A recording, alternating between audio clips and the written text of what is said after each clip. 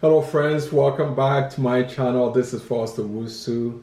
Again, super excited about today's topic. We're going to be talking about some exciting things from the book that we've been using for our book club, which is Choose Your Enemy Wisely. This is from Patrick Bet-David, and great book. I highly recommend this book because I'm learning from it, growing from it, and hopefully you see benefit.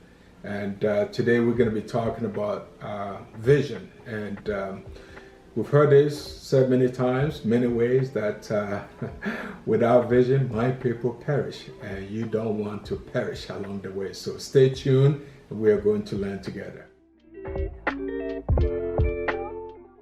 So today's topic is on vision. And it's so important to understand, but it's also so important to get it right, because as you heard from my previous saying, you've heard it said many times in different ways that my people perish due to lack of vision. And if you can envision yourself, I always say, if you can envision yourself, elevate yourself, then you can also empower others.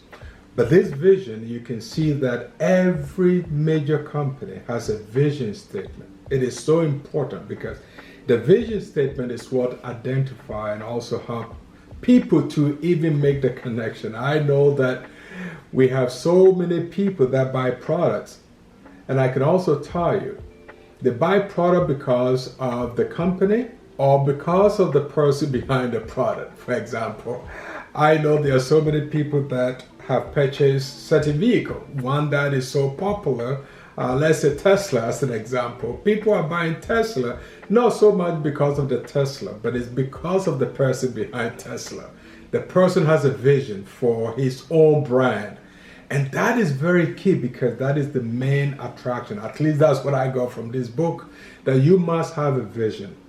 I believe that this is very key. You right now, you may not be a person with a major let's say account or major capital in terms of how you run your business. But guess what?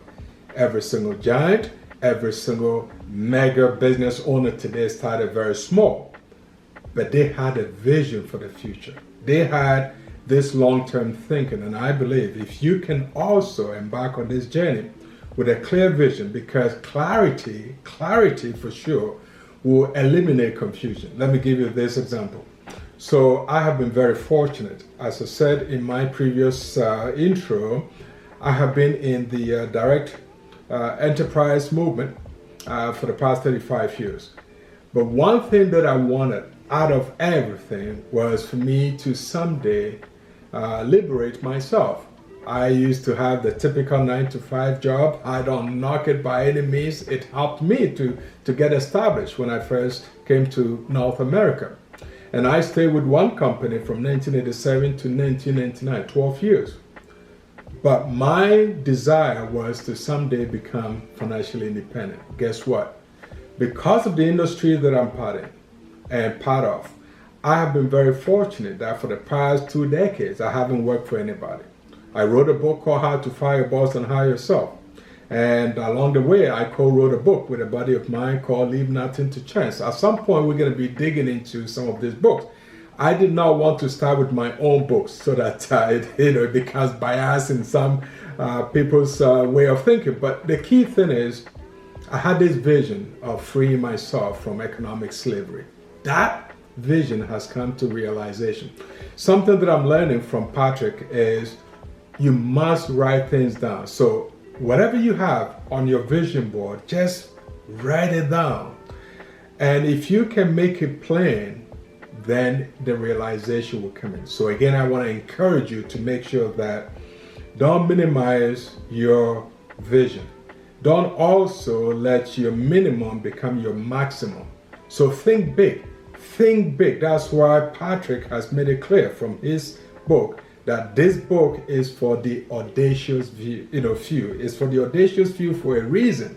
It's not for everybody, because not everybody wants more out of life. Even though some people say they want more, they're not prepared to pay the price for it. Like myself, right now, I'm doing this recording. And you may not know how far I've come. You may not know the stretch that I have made. You may not even understand. Some of you listening right now may not even understand some of the things that I'm saying. But guess what? While I may not be a finished product, I'm still a work in progress. I'm doing everything I can to improve because I have this vision that someday, not only that I'll become better at it, but I will become more so that I will be able to also pay it forward. So again, stay tuned, stay with me, make sure that you are getting everything that Patrick is teaching us. And if we can journey together, success is definitely going to be ours. So the second point for this topic is mission. And this is very important. We talk about vision prior, but this is about mission. And the way I look at mission is what really unites you and your team. As you know, every single business involves a number of people. I've never seen one person that has independently become successful. We all need one another. So you may be independent today, but somehow, we are all codependent because you dependent on somebody else is dependent on you, and then you can at least arrive at some point becoming independent. But when I say mission, is because when you are on a mission and people can sense your mission, the mission is what draws people to you. You look at, I don't know whether you've been in any team sports or let's say organization. For example, when I was much younger, I was part of a scout, Boy Scout, and we do things together. We had a mission. We did things together. We'll share food together. We'll make sure that we are clothed together. In other words, because the mission was so clear and everybody was on board, we were able to unite. I have been very fortunate in my 35 years in the direct sales industry. Everything that I have done has been part of leadership and team development. And I use leadership first because I always step up to make sure that if I'm not doing something, I cannot ask somebody else to do. And sometimes you have leaders that have been very fortunate. I'm not knocking them, that they may be on top of their game, but they were not really the ones who initiated a particular mission.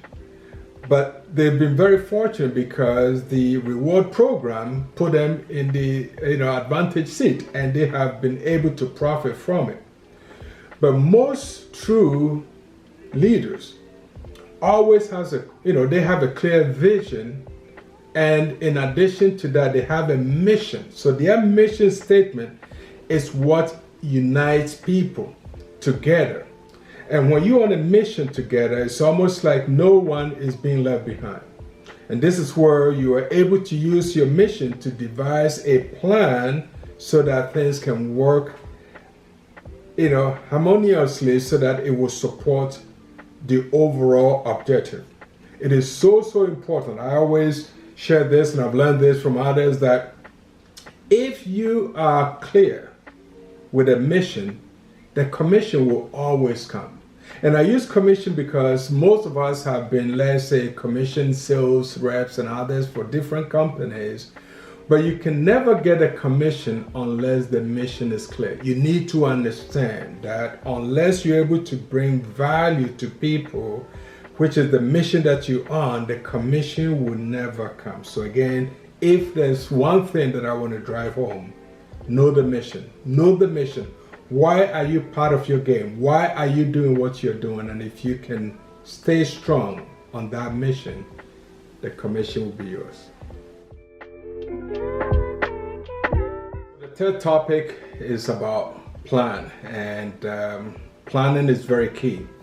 I have posted a number of things in the past, and one of the things that I often talk about is the 5 Ps. And the 5 P stands for proper planning prevents poor performance. Patrick is talking about the need to really have what we call course correct every quarter. That is planning. That in itself is planning.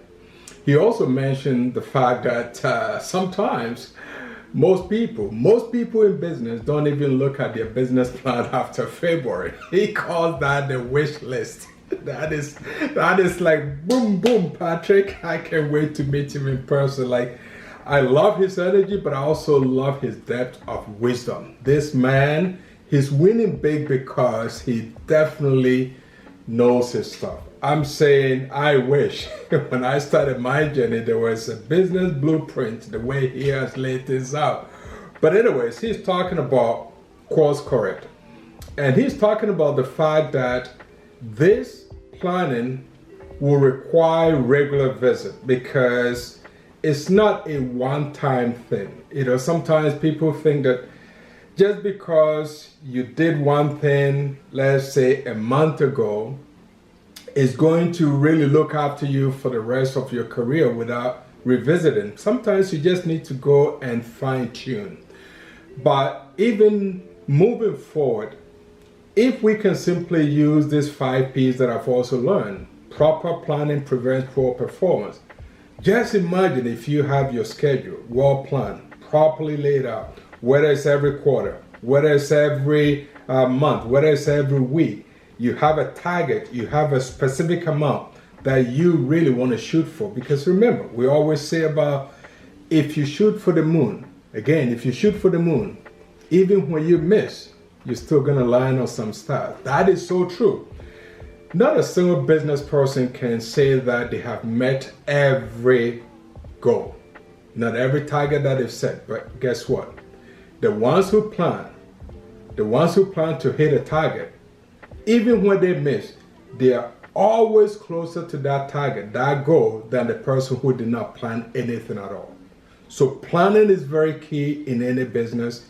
Even if you're a student, even if you're a person in an organization that is non-profitable, you still need to have a plan, because without a plan, it's almost like they say, if you don't plan, then you plan to fail. That is so true. If you have no plan whatsoever, guess what? You will not succeed. So again, planning is key. Thank you for watching, friends. I hope you like what you heard and you have enjoyed. I hope to see you next time. Please, if you like what you heard, please subscribe, comment, and share with friends. See you next time.